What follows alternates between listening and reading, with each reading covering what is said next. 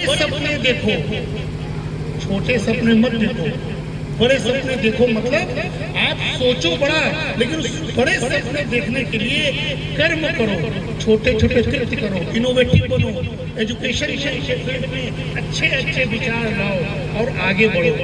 तो जो बड़ा होता है वो कभी बच्चा होता है, उनके बाल्यपन से हमको सीखना होगा और कहीं न कहीं से वार्षिकोत्सव के प्रोग्राम वगैरह में इस तरह की छवि को भी प्रस्तुत करनी होगी कि कैसे हमारे यहाँ तीनों, हमारे संस्थापक भी हैं, मैडम लोग भी हैं, हम चीफ गेस्ट के रूप में हम भी शिक्षक हैं, पेरेंट्स हैं। यही तीनों लोग तो इस पूरे बाग के इस छोटे छोटे कली को सींचते हैं।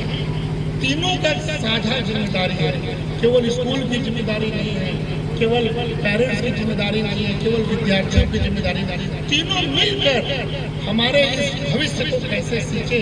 विकसित भारत आप लोग सुनते हैं ना, विकसित भारत 2047, इसका अर्थ क्या हुआ?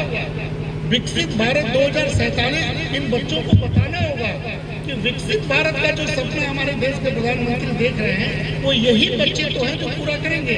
हम लोग तो ओल्ड हो जाएंगे, बुजुर्ग हो जाएंगे, आउट ऑफ डेट हो जाएंगे, मार्केट से बाहर हो जाएंगे।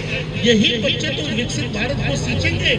तो विकसित भारत का सपना कैसे पूरा हो जब तक ये बच्चे, हम तीनों मिलके, तीनों स्टेक होल्डर, जो पेरेंट्स हैं, जो संस्थापक हैं, प्रिंसिपल हैं या हम जैसे लोग हैं, वो बच्चों को वो सारी की सारी चीज बताएं कि वो कल का उत्पादन होगा। आज के बच्चे कल के ह्यूमन रिसोर्स होंगे, मानवीय पूंजी होंगे।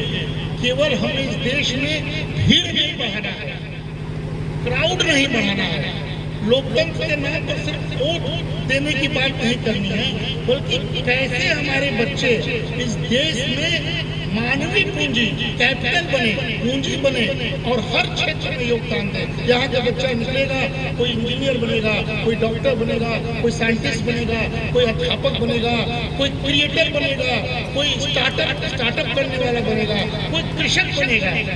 यही तो देश है।